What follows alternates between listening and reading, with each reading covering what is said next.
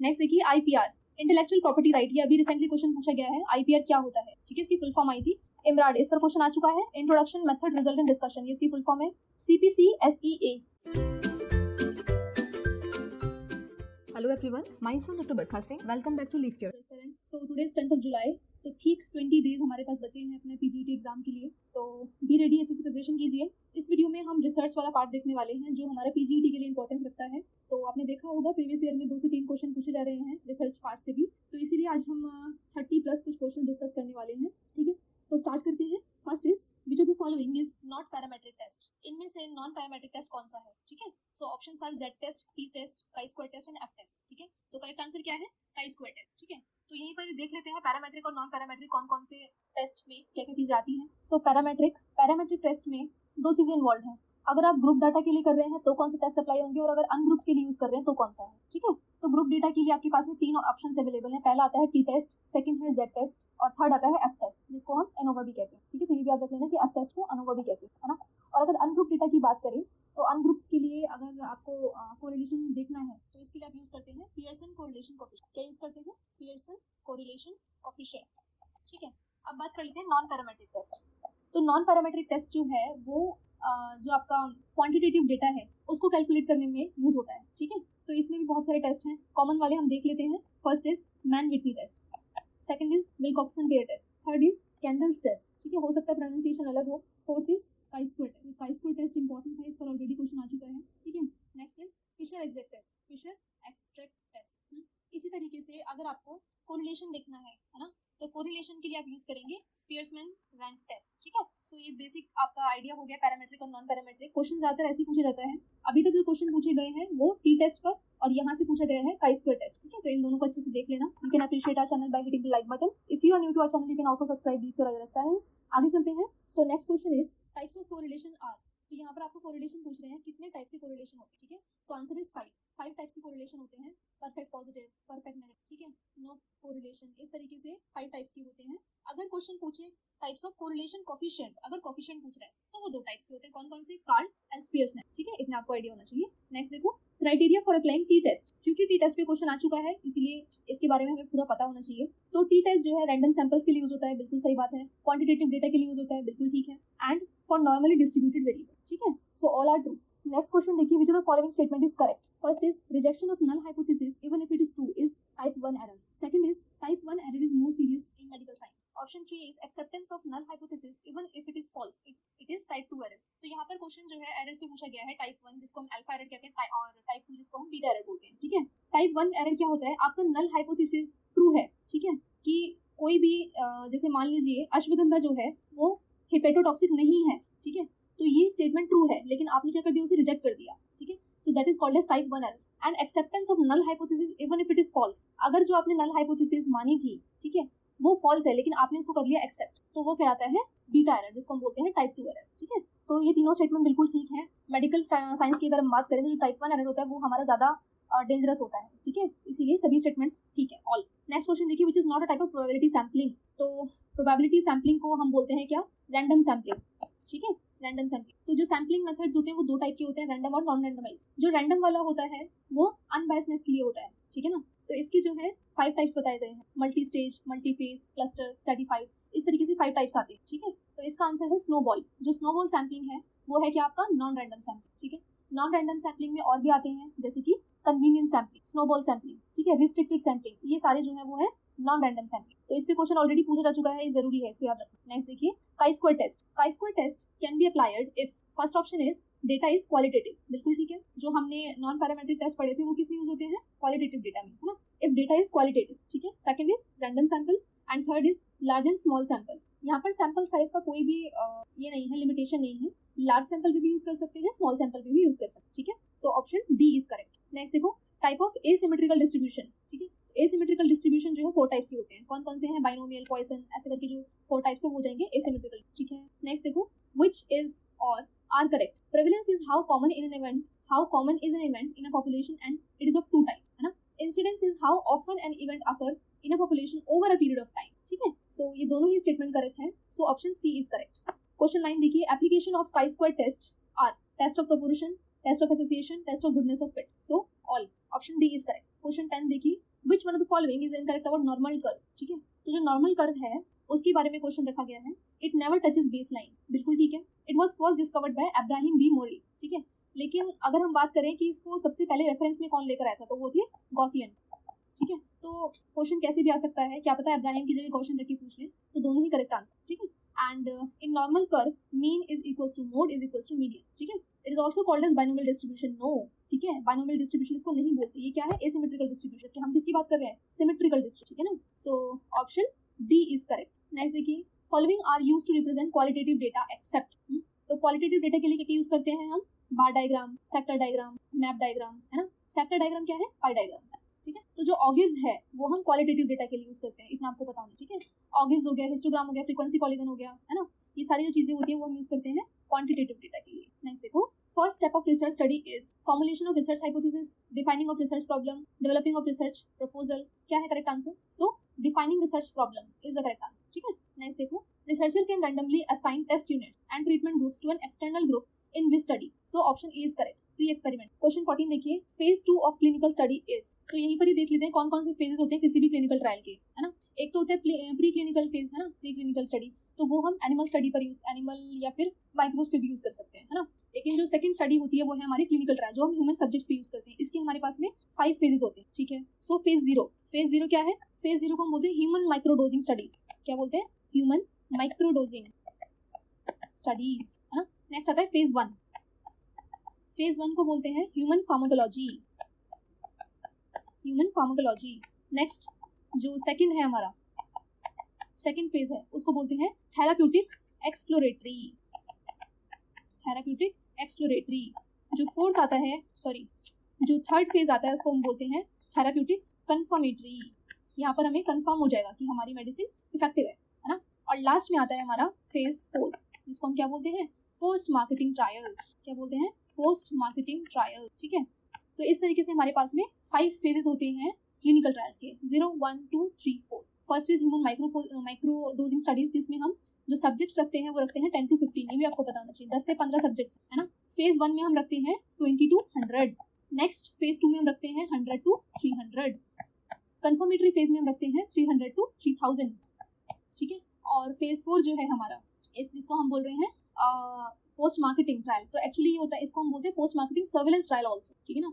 क्योंकि ये जो है एक फार्माको विजिलेंस की तरह काम कर रहे हैं, हम विजिलेंस रख रहे हैं कि जब हम मार्केटिंग स्ट्रैटेजी में अपना ड्रग को उतार रहे हैं तो हमारी जो प्रोडक्ट है वो कितने लोगों पर सेफ है ना, या कोई जो है इल इफेक्ट क्रिएट तो नहीं कर रही है ना, तो हम विजिलेंस रख रहे हैं, इसलिए इसको बोलते हैं सर्विलेंस ट्रायल भी बोलते हैं इसको, या फिर पोस्ट मार्केटिंग ट्रायल भी कहते हैं। So these were the phases. आगे चलते हैं, नेक्स्ट क्वेश्चन देखिए, question 15, lowest level of measurement is, तो जो स्केल्स ऑफ मेजरमेंट है, nominal, ordinal, interval, ratio scales है ना, जो 4 स्केल्स हैं उनमें से बोल रहे हैं लोएस्ट लेवल का कौन सा होता है, so option A is correct, that is nominal scale. Next देखिए, एनोवा टेस्ट, जिसके बारे में हम बात कर चुके हैं ऑलरेडी, क्या है ये, पैरामेट्रिक टेस्ट है ना। ANOVA test is also called as F test, हमने बात की थी, which is a type of parametric test. It is used to compare variance between samples and variance within the sample. This test equality of more than 2 means, ठीक है। तो जहाँ पे आपको मोर देन 2 मीन्स देखने हैं वहां पर आप एनोवा टेस्ट अप्लाई कर सकते हैं ना। आइडेंटिफाई रॉन्ग स्टेटमेंट, तो इनमें से क्या गलत है, तो तीनों ही स्टेटमेंट करेक्ट है, so option D is correct, that is none. Next, black box design is, आप इसका आंसर मुझे कमेंट सेक्शन में बताइए। नेक्स्ट देखिए, आईपीआर, इंटेलेक्चुअल प्रॉपर्टी राइट, ये अभी रिसेंटली क्वेश्चन पूछा गया है, आईपीआर क्या होता है, ठीक है, इसकी फुल फॉर्म आई थी। So IPR is intellectual property rights, it includes patent, trademark, copyright, तो तीनों ही चीजें कवर करता है, that is all, so D option is correct. Next यहाँ पे और चीजें देख लेते हैं कौन कौन सी जरूरी है पीजीटी के regarding. So first is odds ratio, odds ratio क्या होता है, measure of association between N exposure and outcome, है ना। तो इसमें क्या है, एक्सपोजर के ऊपर हम आउटकम देखना चाह रहे हैं, है ना, कि आपने कोई एक ग्रुप में आपने एक्सपोजर दिया, ठीक है, उसमें आउटकम देखा, और दूसरा था अनएक्सपोज ग्रुप, तो उसमें आपने आउटकम देखा, ठीक है। तो दोनों का जो एसोसिएशन देखने वाले हैं उसको हम बोलते हैं ऑड्स रेशियो, ठीक है, क्वेश्चन आ चुका है। नेक्स्ट देखिए, रिलेटिव रिस्क, वो क्या होता है, probability of an event occurring in expose group versus unexposed group, यहाँ पे हम प्रोबेबिलिटी चेक कर रहे हैं, ठीक है। रखा वैसे ही कि एक में आपने जो है एक्सपोज रखा, दूसरे में अनएक्सपोज ग्रुप। नेक्स्ट देखो, धारा, धारा क्या है, digital helpline for Ayurveda research article, ठीक है। नेक्स्ट है एमएसआरपी, एमएसआरपी क्या है, मेडिकल स्टूडेंट्स रिसर्च पोर्टल, ठीक है। नेक्स्ट देखो, ब्लाइंडिंग, तो जो ब्लाइंडिंग होती है वो 4 टाइप्स की होती है, एक तो है जीरो, जिसको आप क्या बोलोगे, ओपन ट्रायल्स है ना। नेक्स्ट है single, double, triple blind. Single blinding क्या होगा, जहाँ पर आपका जो रिसर्चर है वो उसको जो है, तो ब्लाइंडिंग जो है बेसिकली 4 प्रकार की होती है, कौन कौन सी है, जीरो, जिसको हम बोलेंगे ओपन ट्रायल्स, है ना। नेक्स्ट इज सिंगल ब्लाइंड, जहाँ पर सिर्फ रिसर्चर को नहीं पता है। नेक्स्ट इज डबल ब्लाइंड, जहाँ पर रिसर्चर को भी नहीं पता, पेशेंट को भी नहीं पता, ठीक है। ट्रिपल ब्लाइंड क्या हो जाएगा, जिसमें तीनों को ही नहीं पता है, रिसर्चर को भी नहीं पता, पेशेंट को भी नहीं पता, और जो रिव्यूअर है उसको भी नहीं पता, ठीक है। नेक्स्ट देखते हैं OECD क्या होता है, organisation of economic cooperation and development. IMRAD, इस पर क्वेश्चन आ चुका है, introduction, method, result and discussion, ये इसकी फुल फॉर्म है। CPCSEA ये क्या होता है, जैसे हमारा इंस्टीट्यूशनल एथिक्स कमेटी है ना, ऐसे ही इंस्टीट्यूशनल एनिमल एथिकल कमेटी भी होती है ना। तो कौन सी कमेटी है जो एनिमल्स पे काम कर रही है, CPCSEA, that is committee for the purpose of control and supervision of experiments on animals, ठीक है। नेक्स्ट देखो कंसोर्ट, तो कंसोर्ट गाइडलाइंस जो है RCT के लिए यूज होती है, that is randomised control trials, ठीक है। इसकी फुल फॉर्म क्या है, consolidated standard of reporting trials. 2010 में लास्ट जो है चेकलिस्ट आई थी, जिसमें 25 आइटम्स की चेकलिस्ट बनी हुई, ठीक है। Next data mining software. Data mining क्या होता है, आप लोग मुझे कमेंट सेक्शन में बताइए डेटा माइनिंग क्या होता है, ठीक है। तो यहाँ पर कुछ डेटा माइनिंग सॉफ्टवेयर लिखे हुए हैं, कौन कौन से, तनाग्रा, टॉर्च, ऑरेंज, ठीक है, सॉफ्ट SPSS सॉफ्टवेयर, ये सारी जो है डेटा माइनिंग सॉफ्टवेयर होती है। नेक्स्ट DNC एक्ट के बारे में भी पढ़ लेना, वो भी जरूरी है, 1940 में जो दिया गया था, ठीक है। आगे चलते हैं, coming to question 19, that is ethical principle in animal experimentation includes, so option C is correct, that is reduction, refinement, both A and B, ठीक है। नेक्स्ट देखो सिडिस्को क्या है, सेफ्टी एस्पेक्ट के लिए जो गाइडलाइंस हैं, जैसे सिडिस्को हो गई, OECD हो गई, ये सारी गाइडलाइंस जो है, रूल 170 हो गया है ना, ये सारे जो है सेफ्टी एस्पेक्ट से रिलेटेड गाइडलाइंस। तो इसकी फुल फॉर्म क्या है, central drug standards control organisation, central drug standards control organisation, so option D is correct. Next देखते हैं question number 21, TKDL, that is traditional knowledge of digital library, ठीक है। सो traditional knowledge of किसके बारे में जो है ट्रेडिशनल नॉलेज मिलती है TKDL से, सो आयुर्वेद, सिद्धा एंड यूनानी, इन तीनों चीजों के बारे में आपको जो है, इन तीनों मेडिसिन के बारे में आपको नॉलेज मिलती है, ठीक है। नेक्स्ट देखते हैं, NOEL is related with safety aspects. NOEL क्या होता है, नो ऑब्जर्वेबल इफेक्ट लेवल, ठीक है, नो ऑब्जर्वेबल इफेक्ट लेवल। ऐसे ही LD50 का तो लीथल डोज, ठीक है, मीडियम लीथल डोज चेक करते हैं, anti that is maximum tolerance dose. ऐसे ही NOEL भी चेक करते हैं, ये किस में यूज कर रहे हैं हम, सेफ्टी एस्पेक्ट में यूज कर रहे हैं, जो भी हम एनिमल्स पर स्टडी कर रहे हैं, तो उसमें हम जो है 2 टॉक्सिसिटी टेस्ट की प्रोटोकॉल यूज करते हैं, first is acute and second is long term. Next देखिए question number 23, that is guidelines used for RCT। तो अभी हमने पढ़ा था RCTs के लिए कौन सी गाइडलाइन यूज करते हैं, कंसोर्ट, है ना, so option D is correct. Next देखो, final criteria used for selection of research problem is given by, जो फाइनल क्राइटेरिया है जिससे आप रिसर्च प्रॉब्लम चूज करते हैं, है ना, कि वो फिजिबल होना चाहिए, इंटरेस्टिंग होना चाहिए, नोवल होना चाहिए, ये सारी चीजें किसने दी थी, सो हसी, option A is correct. Next देखो, सोर्सेज ऑफ डेटा इज, इनमें से कौन सा जो है डेटा सोर्स के लिए हम यूज करते हैं, so option B is correct, that is experiment, ठीक है। तो सोर्सेज ऑफ डेटा 4 होते हैं, कौन कौन से, experiment, survey, records and external source, ठीक है। तो आप उसको ESR करके याद रख लो, ESR, जिसमें E जो है वो 2 टाइम्स यूज हो रहा है, तो E2SR याद रख लो, experiment, external, survey and resource, records. Next देखो question 26, 2 branches of statistics are descriptive and inferential. Next देखो question number 27, identify incorrect statement about Helsinki declaration. तो ये मनी हाइस्ट वाला हेलसिंकी नहीं है, ठीक है, ये हेलसिंकी डिक्लेरेशन पे फोकस करना है। क्या है वो, it is related to general principles and guidelines on the use of human subjects, ठीक है। ह्यूमन सब्जेक्ट का जब आप इन्वॉल्वमेंट करके कोई भी स्टडी कर रहे हैं, तो उसके रिगार्डिंग कुछ प्रिंसिपल सेटअप किए गए, ठीक है, जिसको हम बोलते हैं Helsinki declaration, okay. It underwent changes 5 times, ठीक है, तो इसमें बार बार जो है कुछ चेंजेस किए गए थे, कितनी बार किए हैं, 5 times, okay. This declaration came in 1984, so that is the wrong statement, 1964 में आता है हेलसिंकी, ठीक है। Option D is, it is related with ethics, so option C is correct. Next देखिए, कोरम रिक्वायरमेंट इन IEC, ठीक है, institutional ethics committee में quorum क्या होता है, मिनिमम मेंबर्स जो हमें रिक्वायर्ड होते हैं कोई भी मीटिंग ऑर्गेनाइज करने के लिए, ठीक है। तो वही पूछ रहे हैं कि IEC में जो मिनिमम मेंबर्स हमें चाहिए होते हैं वो कितने हैं, सो करेक्ट आंसर इज 5, ठीक है। अगर यही बात करें इंस्टीट्यूशनल एनिमल एथिक कमेटी में कोरम कितने होते हैं, तो वहां पर होते हैं 6, ठीक है, दोनों याद रखें।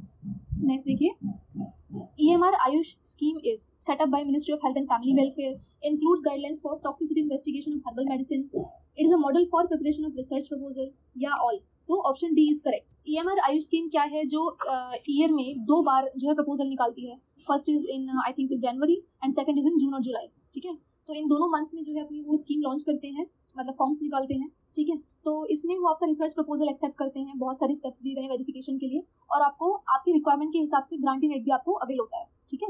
नेक्स्ट देखो, Vancouver, what is Vancouver, it is a type of referencing system और it is a type of bibliography, it is used by PubMed and Medline और both A and C, so correct option is D, ठीक है। ये जो हमारे search engine है ना PubMed और मैडलाइन, वहां पर भी वैनकोवर रेफरेंसिंग स्टाइल ही यूज होता है। तो रेफरेंसिंग सिस्टम जो है 2 टाइप के हैं, एक है वैनकोवर, दूसरा है हार्वर्ड सिस्टम, ठीक है, याद रखना। नेक्स्ट देखो, following are the steps of data mining. Data mining क्या है, डेटा को एक्सट्रैक्ट करना, ठीक है ना। सो इसमें 3 स्टेप्स आते हैं, कौन कौन से, exploration, deployment and pattern identification, so which is the incorrect one, option A, ठीक है। नेक्स्ट देखो, application of GMP to AYUSH medicine came under, जो गुड मैन्युफैक्चरिंग प्रैक्टिस है वो आयुष मेडिसिन में कौन से ईयर में बताया गया था? सो ईयर 2000 में, ठीक है, अंडर DNC एक्ट 1940। तो इसमें वॉलंटरी कुछ सर्टिफिकेशन स्कीम लॉन्च हुई थी 23 जून 2000, ठीक है, ये आपको पता होना चाहिए। नेक्स्ट देखो, AYUSH 170 rule includes, so correct option is it includes guidelines for evolution of Ayurveda, Unani and Siddha as well as other traditional medicine of India, ठीक है। सो जितना भी ट्रेडिशनल सिस्टम है, ठीक है, उसके रिगार्डिंग जो भी गाइडलाइंस निकाली गई थी उनके मेडिसिन के regarding, that comes under Ayush 170 rule. Next, clause H of section 3 DNC act 1940 consist of, तो इसमें सेक्शन 3 के अंडर जो क्लॉज H है उसमें जो प्रोप्राइटरी ड्रग्स हैं, आपकी जो पेटेंट ड्रग्स है वो सारी रखी गई है। So this was all about the research and statistical part. तो यहाँ पर ये वीडियो एंड करते हैं। अगर आपको ये वीडियो यूजफुल लगी होगी, you can appreciate our channel by hitting the like button. If you are new to our channel, you can also subscribe with your experience. Till then stay healthy. So next video में भी हम कुछ ऐसे ही अलग से subject लेकर आएंगे जो हमारी PGT में इंपॉर्टेंस रखता होगा, वेटेज रखता होगा, ठीक है। So till then stay healthy and keep hard working. Best wishes.